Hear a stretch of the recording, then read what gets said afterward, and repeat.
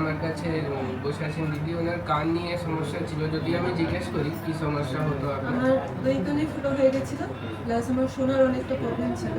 তো ওই নিয়ে আমি অনেক ডাক্তার দেখিয়েছি, ওরা যেখানে দেখিয়েছি বলেছে দুই কানে ফুটো হয়ে গেছে। তো আমি একটা ডক্টরের কাছে গেছিলাম, ওরা সাইড কেটে অপারেশন করবো বলেছিল, তার জন্য রিস্কটাও নিচ্ছিল না, ওর জন্য আমি বাড়ি থেকে অ্যালাউ করিনি।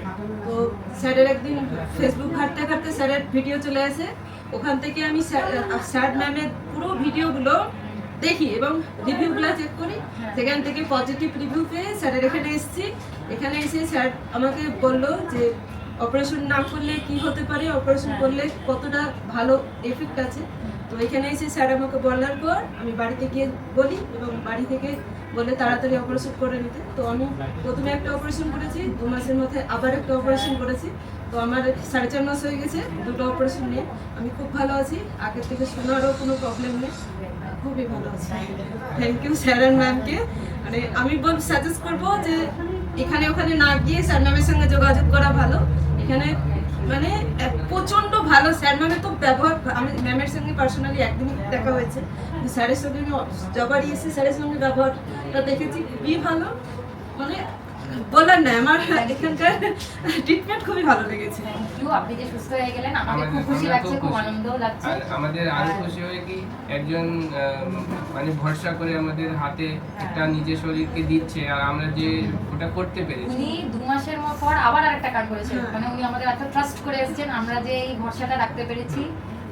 আর আমি সবসময় বলি কি আমরা চেষ্টা করি, কিন্তু উপরওয়ালা হচ্ছে সবথেকে বড়। উনি আমাদের মাধ্যমে আপনাকে ভালো করেছেন, তো আমরা সবাই ওনাকে থ্যাংক ইউ জানাবো কি আপনি ভালো আছেন, আর আমরা যে হার্ড ওয়ার্ক করেছি তার আমরা সাকসেস পেয়েছি। তো আমি বলবো ওনাকেই আমরা ক্রেডিটটা দেবো। দিতে পারি, আর আমরা খুব খুশি যে আপনি ভালো আছেন। আমরা খুব আনন্দ করছি।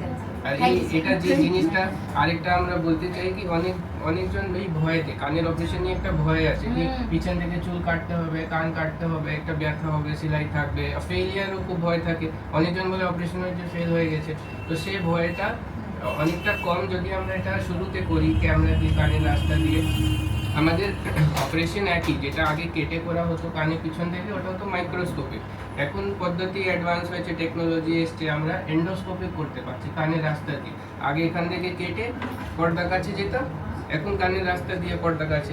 একই পদ্ধতি একই জিনিস। আর আমরা আরেকটা জিনিস করি কি পর্দা আমরা দুটো লেয়ারে দিই, একটা হচ্ছে কার্টিলেজ, তার উপরে আরেকটা পাতলা, তাহলে ফেলিয়ার চান্স খুব কম।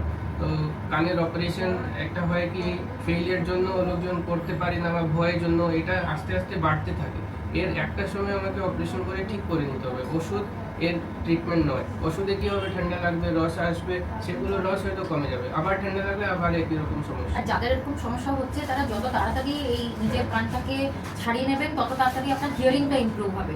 আপনার যদি মনে হয় না আমি শুধু ওষুধ খেয়ে পুঁজটা শুকিয়ে রাখবো, ঠিক আছে কানে তো আমি কোনো রস আসছে না, তাহলে কিন্তু আরও লেট হয়ে যাবে, আরও হাড়ের মধ্যে গেলে তখন আরও বড় অপারেশন করতে হবে। তো এই জিনিসগুলো রাইট টাইমে রাইট ডিসিশন নিতে হবে। এই জন্য আমাদের সকলকে বলা হয় যে যদি কারোর কানে এরকম পুঁজ বেরোচ্ছে, রস বেরোচ্ছে, একবার চেক আপ করাতে, অ্যাটলিস্ট একজন ইএনটি স্পেশালিস্টের কাছে এসে চেক আপটা করিয়ে নিন। আপনি বুঝতে পারবেন না যে কি করে লাগছে। ভরসা হচ্ছে ওনার কাছে গিয়ে ট্রিটমেন্ট সবথেকে ইম্পর্টেন্ট, যেন আর্লি ট্রিটমেন্ট হয়, আর তাহলে আর্লি আর ভালো রেজাল্ট হতে পারে। উনি যেমন খুব ভালো আমাদের উপরে ভরসা করে তারপরে যে যেমন বলেছে তেমন মেনটেন রেখেছে। উনি নিজেকে পোস্ট অপারেটিভ কেয়ার, এটাও একটা খুব ইম্পর্টেন্ট জিনিস। উনি অপারেশনের পর নিজেকে মেনটেন করেছেন, এতদিন উনি ঠিক আছেন। তো এইটাও ফলো করতে হবে, যে ডক্টর যে ইনস্ট্রাকশন দিচ্ছে এইটাও ফলো করতে হবে। ভারী কাজ করবো না, বা কানের ভিতরে যেন জল না ঢোকে, অনেক কিছু নিয়ম আছে যেগুলো রেস্ট্রিক্টেড আমরা বলে রাখি, সেইগুলো নিয়ম ঠিকঠাক মানলেই এরকম হয়ে যাবে, তাড়াতাড়ি সুস্থ হবে। আর ট্রিটমেন্ট জন্য যে আমাকে খুব দূরে যেতে হবে সেই না, আপনি খোঁজ নিন কাছাকাছি, আপনি যেখানে ভরসা পাচ্ছেন ওখানে গিয়ে।